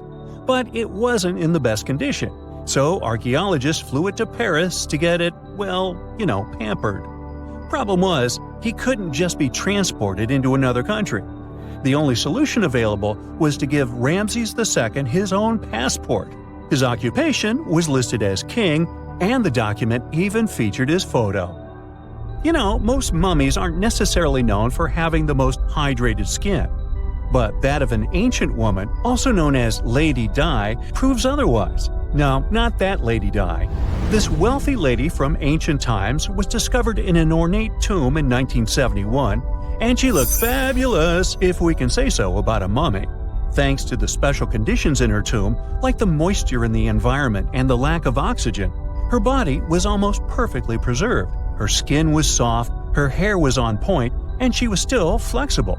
The museum that now proudly displays her mummy also shows a ton of fancy items that were buried with her, like dinnerware and musical instruments. Archaeologists investigated the mummy further and discovered that she passed away from a heart attack at around 50 years old. Even though it hasn't been around for over 2,000 years, Lady Di is still making history. The mummy of Otzi the Iceman was discovered in the Alps in 1991. Austrian authorities initially thought he was a modern mountaineer because he was so well preserved. Turns out, he was actually from the Copper Age. He was found in a mountain pass over 10,000 feet above sea level. Through studying his mummy, we've learned so much about life in Copper Age Europe. For example, we know that he was a native of Central Europe and enjoyed eating meat. He also suffered from arthritis, narrowing arteries, and intestinal problems. But he likely used acupuncture and medicinal herbs to treat these conditions. And apparently, he was pretty handy with tools. He sharpened them just days before his untimely demise. Who knows if he was expecting trouble or just getting ready for some routine work. Now, King Tut and his story is most likely the one that made all mummies famous. This pharaoh passed away at the young age of 19, more than 3,000 years ago. But his mummy is still one of the most well-known in the world. When his tomb was opened in 1922, people went wild because it was still intact, unlike many other royal tombs. It had some seriously blinged-out coffins, including one made of solid gold. Not only did Tut's tomb give us a glimpse into ancient Egyptian history, but his mummy also taught us a lot about the time he lived in. DNA analysis helped identify his parents and revealed that the pharaoh had a rare bone disorder that might have made walking a bit tough. Now, Ginger is most likely one of the coolest mummies you'll ever hear about. He's like a time traveler from 5,000 years ago who's still looking fly with his golden hair and perfectly preserved nails. Ginger was discovered in Egypt and is believed to be the earliest known mummified body. Before people even knew about mummification, they used to place bodies in shallow graves in the hot, dry sand. And since the sand absorbed all the water, bacteria couldn't reproduce and the body was preserved naturally. Now, scientists are not sure if Ginger's preservation was intentional or not, but since he was buried with some pottery vessels, it's likely that whoever buried him knew some serious preservation techniques. If you want to meet Ginger in person, he's currently chilling at the British Museum. One Dutch art collector bought a statue from Asia and ended up finding a weird discovery. The statue contained a mummy hidden inside. Unfortunately, the body was too fragile to move, so they had to leave it there. The coolest part is that this mummy is over 1,000 years old and was on display for 200 years before being encased in the statue. When scientists did a CT scan, they found out that the mummy was filled with paper scraps covered in writings. Experts think he might have done this thing called self-mummification, which is a pretty intense process involving a special diet and tea that makes your body less prone to bacteria. Only a few people could handle this ritual, and those who managed to do that were seriously respected. No other Egyptian queen has baffled scientists and historians like the stunning Nefertiti. Based on her statues, she was known for her slender neck, wide eyes, and high cheekbones. Her name translates to "the beautiful woman has come." Talk about living up to your name, huh? Even though she wasn't a pharaoh herself, Nefertiti still managed to leave a lasting impression. Written records suggest that, as a wife and queen, she held an incredibly influential role. Because of her power, she was indeed admired, but she also managed to make quite a lot of enemies throughout her life. She was also related to King Tut, but not biologically. Rather, she was his stepmother. So far, locals have yet to identify her mummy, but that may soon change. A local Egyptologist who has been busy excavating tombs in the Valley of the Kings has found two mummies that he believes could be Nefertiti and her daughter. According to specialists, we may soon finally get a definitive answer about the identity of these two mummies. And if one of them does turn out to be Nefertiti, we could be in for a real treat. DNA analysis and CT scans of the mummy could give us the most complete and accurate image of the queen that we've ever seen. It's crazy to think that we've only scratched the surface of what lies beneath modern-day Egypt. Nefertiti ruled during a time of great power and prosperity in Egypt, but unfortunately passed away in a period of social turmoil, leading to her gravesite being lost. Now, where's my mummy? It's 1898, and you're taking part in excavations in Saqqara. This place, not far away from Cairo, is full of ancient tombs and pyramids. You're in your Indiana Jones mood and hope to find something really phenomenal to become famous. Gold, manuscripts, treasure maps, mummies of famous pharaohs. Wait, a wooden bird? You're really disappointed as it looks like a regular toy. An old one, but still. Little do you know that years later, someone would propose that your bird was actually an ancient monoplane. So the artifact, nicknamed the Saqqara bird, is made of a sycamore tree. The birdie has a wingspan of just 7 inches and weighs around 40 grams. A perfect original souvenir from Egypt, I would say. It's over 2,000 years old and looks pretty plain, without any carvings of feathers or other intricate ornaments. It has a beak and eyes though, which makes our find look like a hawk, the emblem of the deity Horus. Its tail is rather unusual as it's squared, looks weirdly upright, and it seems like the sunken part of it was the place for a now missing piece. Humans love solving a good mystery, so there have been several attempts to explain the use of the birdie. First, quite simply, is that it was a ceremonial object. The second idea is that it was a toy for a child from some well-off family. It could have been some sort of boomerang, which was a popular concept in ancient Egypt. Then there was a theory that the bird had been used as a weather vane. But this one has been debunked as the figure doesn't have any holes or markings, except for the one made at the museum in Cairo to fix the exhibit on a stick. So there was no way to hang it in the past. Almost a century after the bird was found, Egyptologist Dr. Khalil Masiha proposed a new theory that it could have been a model of a monoplane. He believed the bird was missing a horizontal tailplane. Otherwise, it had its wings set at a right angle, similar to that of modern planes. It could have worked to generate the aerodynamic lift necessary for flights. Dr. Masiha also claimed that it was common at that time to place miniature models of technological inventions in tombs. So, did the ancient Egyptians really invent the plane in 200 BCE? That would make the Wright brothers, who are considered the inventors of aviation, really upset. They made one of their first flights only in 1903. There's just one way to know for sure, and that is to test the model. But you know, the ancient museum in Cairo would unlikely let one of their cherished exhibits fly around like a toy. That's why glider designer Martin Gregory built a similar model, this time of balsa wood, and concluded that even with the missing tailplane, the plane wasn't much of a flyer. Case solved? Not really. This didn't sound convincing enough to the History Channel, so they invited an aerodynamics expert to build another replica of the bird. He tested it in weather conditions similar to those in Egypt and was impressed with the little plane's abilities. So, if they did invent the prototype of a plane back in the times of pharaohs, it would be a good example of an oupart. That's an out-of-place artifact, an object that's way ahead of its time in terms of technology or history. And the Saqqara bird isn't the only example of such a revolutionary concept.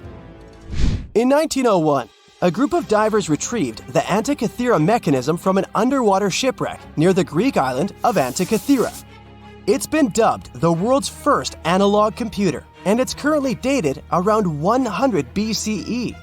The bronze mechanism could tell the position of the sun, moon, planets, and stars, as well as the lunar phase, the dates of upcoming solar eclipses, and even the speed at which the moon moves through the sky. No one's sure who used it and how or where it was made.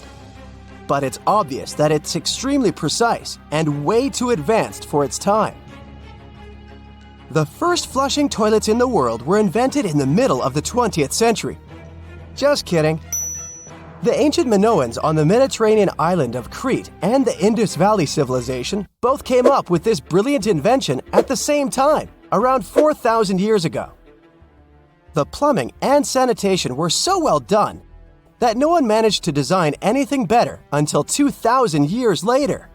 One ancient Minoan lavatory was discovered at the Palace of Knossos.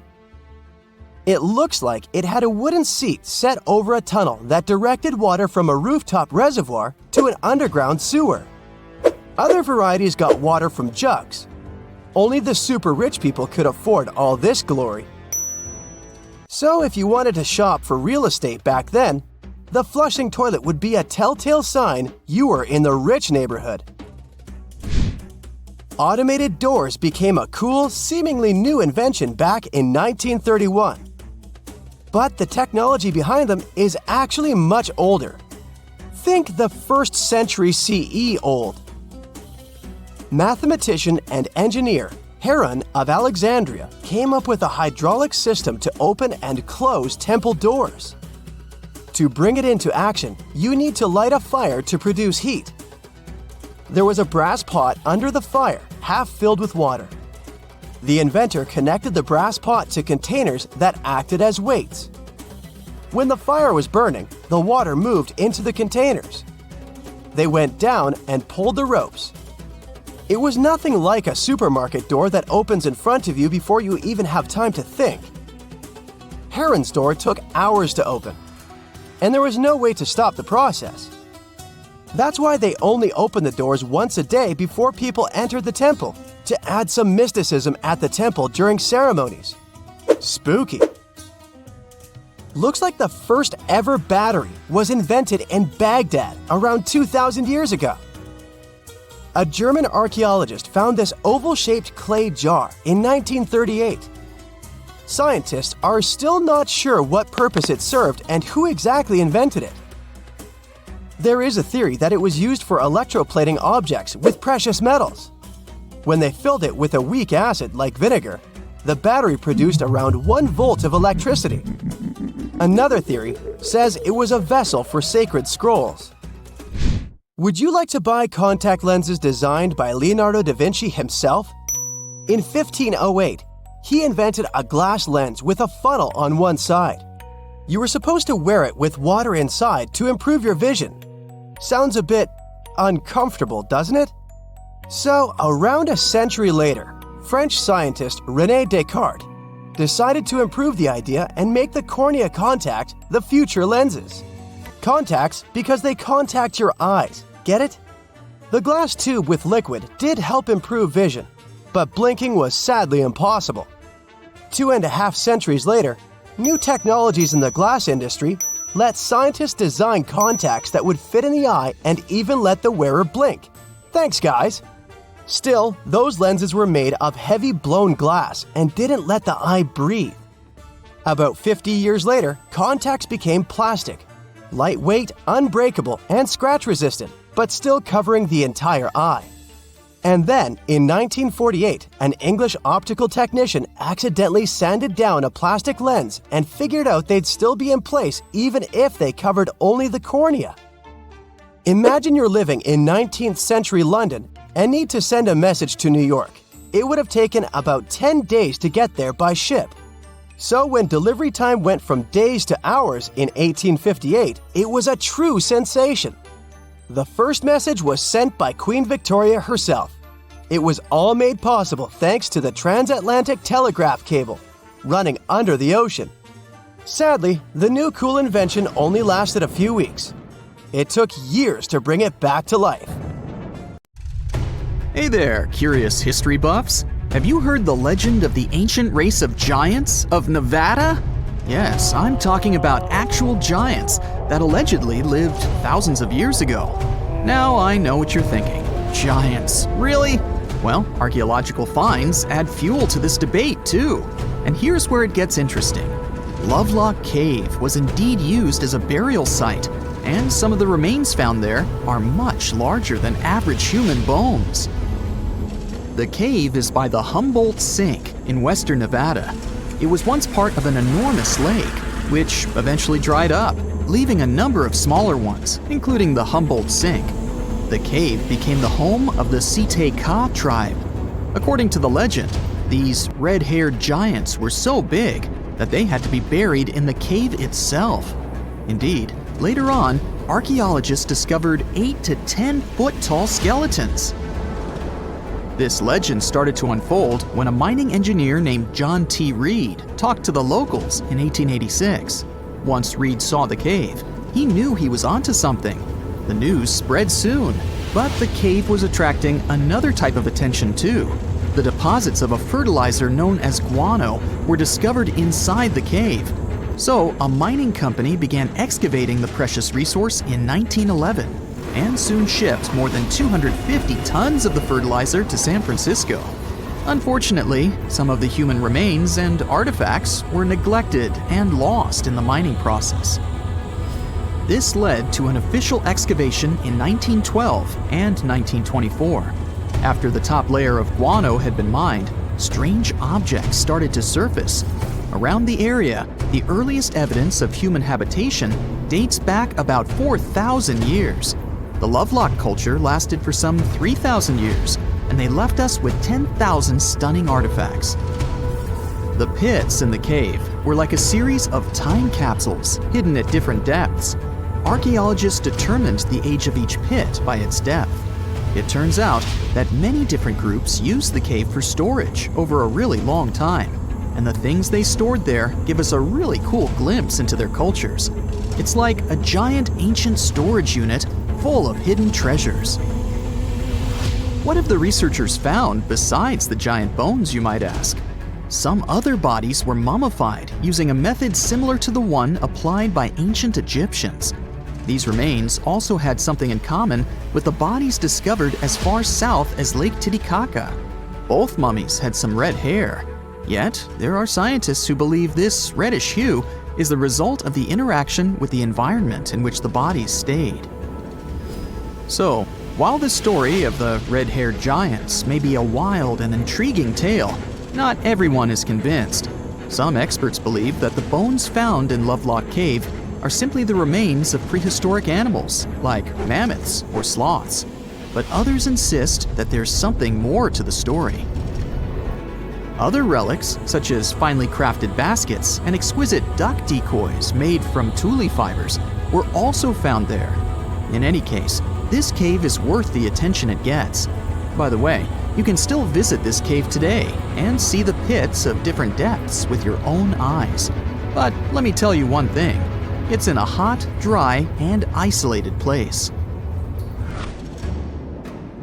Archaeologists have made another discovery that seems to be straight out of a legend. They think they found the palace of the one and only Odysseus, who was the legendary Greek king of Ithaca and the hero of Homer's epic poem. Move over, Indiana Jones. We've got some real-life adventure happening here from around 1300 BCE. Apparently, this is the only palace mentioned in Homer's epic poems that hasn't been found.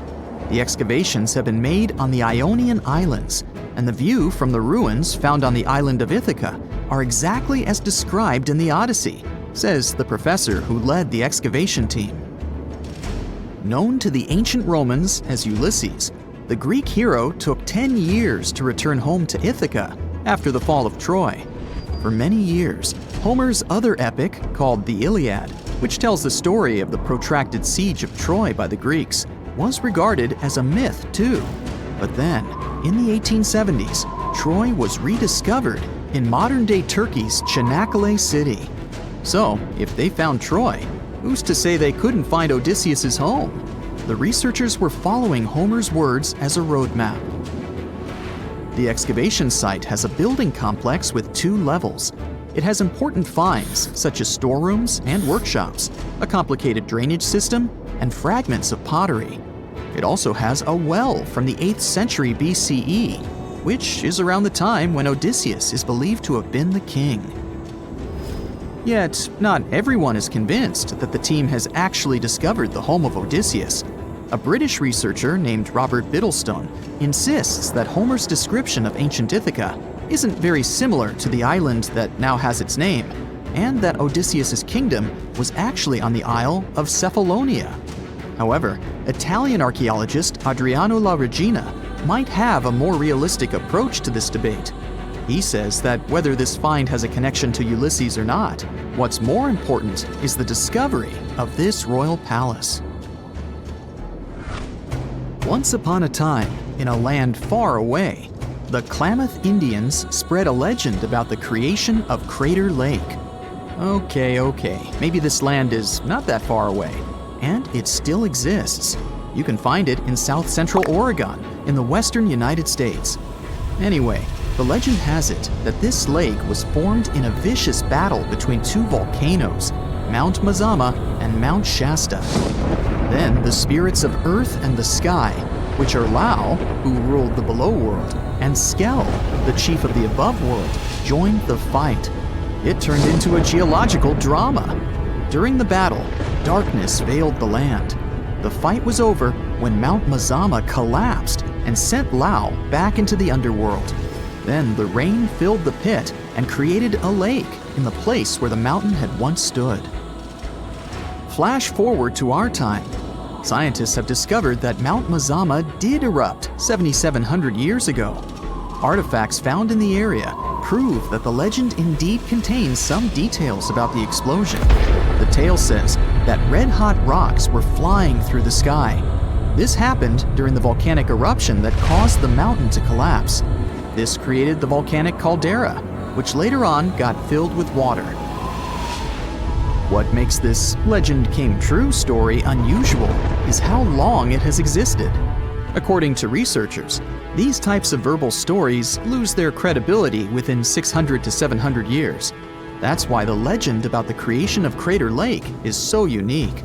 So many generations, for hundreds of years, have been accurately passing down the information. This volcanic crater lake is now in a national park. It's famous for its deep blue color. The water in it is extremely clear. If you visit it today, the water you'll see won't be the same as for someone who will visit the place 250 years later. Because there are no rivers flowing into or out of the lake, the existing water evaporates and the lake gets filled again by rain and snowfall. Basically, every 250 years, the water is replaced. Plus, this lake is almost 2,000 feet deep, which makes it the deepest lake in the United States. Swimming is okay in the lake, but there's only one legal and safe trail to get to the shore. There are other activities, such as fishing and boat tours.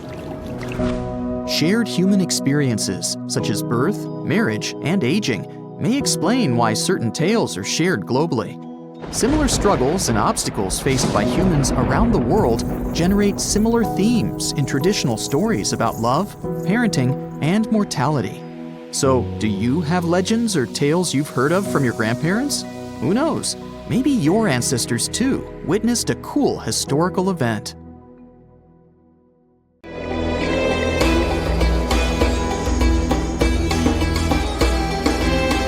The Great Pyramid was created as the final resting place of ancient Egyptian monarch Khufu.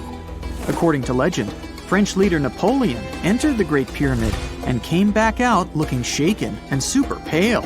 He never revealed what he saw inside, but whatever it was is said to have affected him for the rest of his life. When Napoleon entered the pyramid, he would have walked through a super tight and ascending passageway. He'd then go through another passageway known as the Great Chamber. This corridor would have been much taller than the previous one and would have cobbles too. He'd then reach the King's Chamber, the centerpiece of the Great Pyramid, which was lined with huge blocks of granite. But it wouldn't have looked as grand as we might imagine. There are no hieroglyphics decorating its walls, as Egyptians only began decorating the burial chambers of pyramids much later on. The pharaoh's tombs deep inside the pyramid would have also been filled with treasures, from chunks of gold to the world's most expensive jewelry. But this would have all been looted a long time ago. The only thing that probably would have been left in there would have been a huge sarcophagus, which would have once contained the king's mummy. He'd also have to walk past the queen's chamber. This room most likely didn't hold any queens though, as pyramids were usually only built for one person. There are mysterious tunnels leading from here. To this day, no one is really sure what they're there for. And that's not the only mysterious and creepy thing Napoleon may have encountered, as stories of pharaohs leaving ancient curses on pyramids go way back. Many pyramids had warnings written on the outside, telling of horrifying things that would happen to those who entered and disturbed the peace.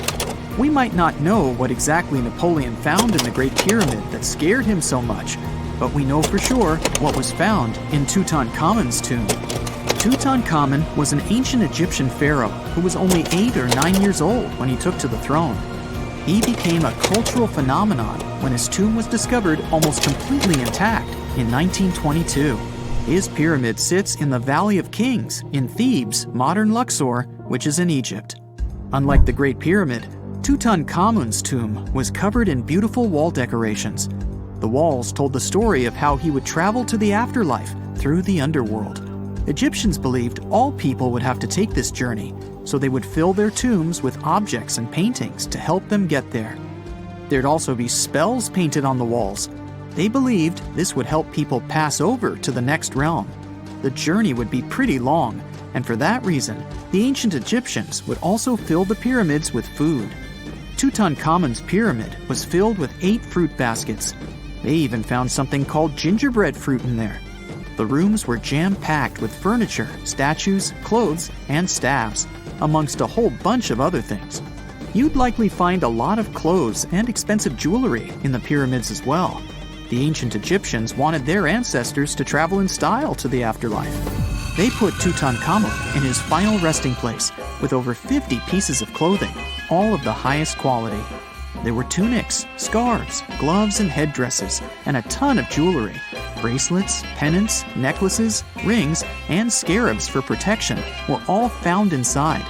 Each of them was made of gold or precious stones. There were also fans made of ostrich feathers to keep the old pharaoh cool in the hot Egyptian sun. But the temperature inside the pyramids never actually went above 68 degrees Fahrenheit. The ancient Egyptians developed a super cool air conditioning system that we don't fully understand even today. Tutankhamun's pyramid also contained 130 walking sticks made from ebony, ivory, silver, and gold to help him on his journey. There were 3 chariots hidden away in case he got tired of all the walking. They also put 11 boat paddles inside, but there was no sign of any boat. The pyramids would be littered with the pharaoh's favorite scents and perfumes. During the excavation of Tutankhamun's pyramid, it quickly became clear that it had been robbed during ancient times. There was damage to doors and traces of oils left in empty jars. It looks like someone raided the pyramid for gold and the scents, perfumes, and oils that had been left for King Tut. There was still a bit of perfume, which was made from coconut oil and frankincense, left in one bottle. It seems like Pharaoh Tutankhamun loved board games. There was an ivory traveling set of senet in his pyramid. Although we don't know for sure exactly how to play it, we have figured out it was sort of an ancient Egyptian version of backgammon.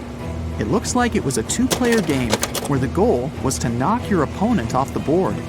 Not really sure who Tutankhamun's mummy was supposed to play with, though. The ancient Egyptians had some rituals that may seem pretty strange to us. For example, they used to shave their eyebrows off if they ever lost a cat. So it's not too surprising they put some really weird things inside pyramids. Archaeologists discovered a collection of mummified cats and scarab beetles in pyramids that date back more than 4,000 years. They were found in the pyramids of Saqqara, which is south of Cairo. They also found a bunch of makeup kits and mirrors inside. Makeup was worn proudly by both men and women in ancient Egyptian times. Eyeliner was the most popular cosmetic. The Rosetta Stone was one of the best discoveries ever made in pyramids. It was found by our man Napoleon Bonaparte and his team. It's a black granite rock that dates back to 196 BCE. It's transcribed in Greek, Demotic, and hieroglyphic. When it was translated in 1822, we got the key to understanding ancient Egyptian hieroglyphics for the very first time. The discovery of Queen Hatshepsut's mummy in 1903 changed our understanding of the Egyptians forever. After she had passed away, her successor, Thutmose III, removed most of the evidence of her reign, so we basically knew nothing about Egypt's first great female leader. She's now gone on to become one of the few and most famous female pharaohs of Egypt. Pharaoh Khufu even had a fully fledged boat in his pyramid. Archaeologists uncovered more than 1,200 pieces of a giant boat near the Great Pyramid at Giza. They reassembled the boat, and it's a whopping 144 feet long. It's most likely a solar boat, which was designed to carry the resurrected king with the deity Ra. Fun fact, the Pyramid of Giza is the last remaining of the 7 wonders of the ancient world. The other 6 are the Hanging Gardens, the Colossus, the Temple of Artemis, the Mausoleum, the Lighthouse, and the Statue of Zeus. This pyramid was also the world's tallest man-made structure for 3,800 years, and it's the biggest pyramid in Egypt.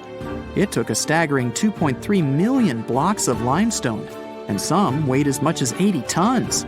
It took an incredible 100,000 laborers and a whopping 23 years to build. Its original height was a mega 480 feet. In 2017, archaeologists discovered something weird about Egypt's Great Pyramid. There's a hidden void that's at least 100 feet long, and no one really knows why it's there or what's actually inside it.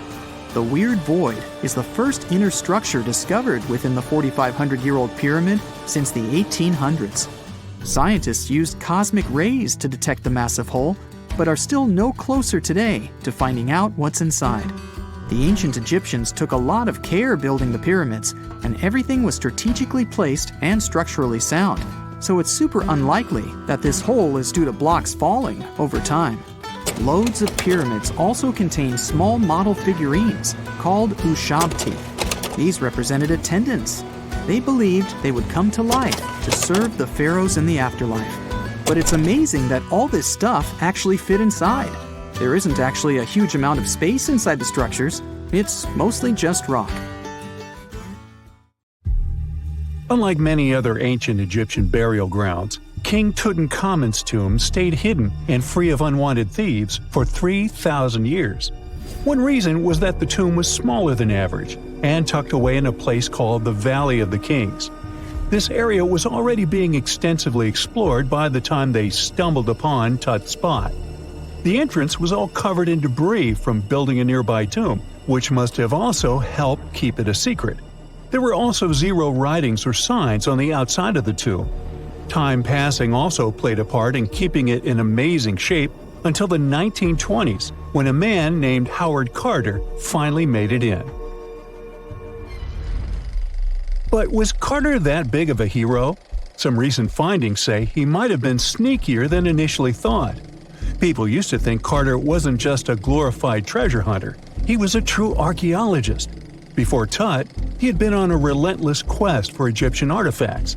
He discovered his interest in these unusual objects when he was a child, and soon started drawing the sculptures and inscriptions that were found in ancient tombs. After stumbling upon the remains of King Tut, Carter spent a decade recording and processing all sorts of objects, like golden thrones, chariots, and statues from Tut's tomb, shipping them down the Nile to Egypt's museum in Cairo. Well, at least that was the official story. More recent discoveries claim that not all of the objects made it to Egyptian officials. A secret letter seems to uncover Carter's little 10 for them, 1 for me policy. The letter in question was sent to Sir Alan Gardiner, a philologist and friend of Carter's, dated from 1922. In these writings, Carter mentioned having found the tomb and was asking his buddy for some advice. In another letter from 1934, Gardiner seems to be thanking Carter for an amulet, which was sent to him as a thank you gift. Carter was adamant that it didn't come from Tut's tomb, but evidently it did. Even the British director of the Egyptian Museum was onto Carter's sneaky endeavors, but couldn't prove it. He compared Gardiner's amulet to others from Tut's tomb, and lo and behold, they were a perfect match. Gardiner was so disappointed to have been put in such a sticky situation that he vented to Carter in another letter. Deciding to be a good friend, Gardiner didn't throw the famous archaeologist under the bus. Instead, he advised Carter to take those stolen goods back to Cairo, just like he'd advise you to like this video and subscribe to the Brightside channel for more amazing videos on the most unique topics in history. It's not the only shady piece of information on Carter's post-discovery behavior. In 1947, a man named Alfred Lucas, who used to work with a controversial archaeologist, gave some information in an obscure journal in Cairo. He claimed that Carter sneakily cracked open the burial chamber door himself. Then he sealed it back up like nothing had happened before the official uncovering. Now, why would he do that? Well, the same theory suggests that Carter and his crew might have entered the tomb early so they could get their hands on some ancient goodies. Obviously, these people couldn't risk having such objects sold while they were still alive, but made sure they were auctioned off after they passed. Carter, though, never confessed to anything. He made no official denial either, but the Egyptian government couldn't risk any more mysterious disappearances, so they prohibited him from entering the tomb for a while. Some have connected this apparent stealing to the curse of King Tut. If you've never heard of it, know that it became quite the scary tale soon after King Tutankhamun's resting place was uncovered. It claimed that anyone messing with the tomb of the boy pharaoh would face some serious bad luck. It's not all dramatic like a mummy going on an aggressive spree, but word got out that the people involved in disturbing King Tut's lair met some mysterious, untimely ends. The main untimely passing related to this supposed curse is that of George Herbert, the 5th Earl of Carnarvon. He was this British aristocrat who helped fund the search for the tomb. He passed away just a year after the tomb was opened. Now, people love to call it mysterious, but it turns out that Herbert was already in pretty bad shape health-wise when he got to Cairo, and he ended up getting taken down by a regular disease. Now, let's talk numbers. There were a lot of people linked to this tomb opening: security guards, archaeologists, and supporting staff. And sure, a few of them did pass not long after the tomb started receiving visitors. As much as we'd like this curse to be true for the sake of, good storytelling, statistically, if you have a bunch of people connected to opening a tomb, you'd expect some passings just by random chance. The average lifespan for those supposedly targeted by the ancient curse was more than 20 years after the spell was supposed to kick in. Herbert's daughter even lived until the 1980s, that's half a century later. And Howard Carter himself lived until 1935, a solid 16 years after the big reveal. Some have suggested that the whole curse was nothing more than a careful PR strategy. You see, when Tut's tomb was found, Howard Carter wanted to make a priority out of keeping nosy reporters away. So he might have come up with a curse hanging over anyone entering the boy king's resting place. But what was stolen from King Tut's tomb anyway? Well, some jewelry to begin with. It might have been snatched by Howard Carter himself, according to a French specialist. He did some intensive research by looking at old pictures taken from inside the tomb back in the 1920s. He compared those images to various objects from museums and auction houses. He soon started to piece together the whereabouts of some of Tut's jewelry. First up, there's this collar that used to be on Tut's chest. It was all broken into pieces, and some parts went via Carter to the Nelson Atkins Museum in Missouri. Meanwhile, other bits ended up on a necklace owned by some unnamed people who tried to sell it in 2015 but failed. Even the Nelson Atkins Museum agrees, as they've confirmed the information on their website. Then there's a headdress piece. Some beads from it that once belonged to Tut apparently got stolen by Carter too. They were also strung into a necklace and are now being held at the St. Louis Art Museum. Another fancy collar made out of glazed ceramic magic spent some time at the Met, far away in New York. Thankfully, it was sent back to Egypt a bit over a decade ago. This seems to have been, as you'd expect by now, also stolen by Carter.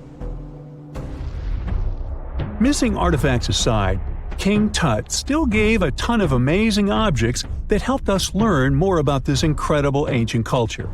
Starting with the famous burial mask. It's this massive 21-inch gold art piece with semi-precious stones and glass paste. It weighs 22 pounds and showcases the boy pharaoh with a long beard and a headdress with a cobra and vulture. On the back, there's this spell from an important ancient Egyptian spiritual book that's supposed to make sure it works just as well in the afterlife. Tut was also apparently a board game enthusiast. They found 4 board games in his tomb, some made of ivory. Archaeologists also found a pair of gold sandals, though you'd imagine they were more for show than for comfort. In fact, the pharaoh probably never wore them in his lifetime. Now, speaking of fashion items, it turns out Tut was quite the fancy ruler. They even found a mannequin in his tomb that was used to pick out, adjust, and store his outfits and jewelry. The boy king seemed to have also enjoyed some music, based on the 2 trumpets historians found in his tomb. Though they were played back in 1935 in a BBC broadcast, the instruments are today considered too fragile to be maneuvered.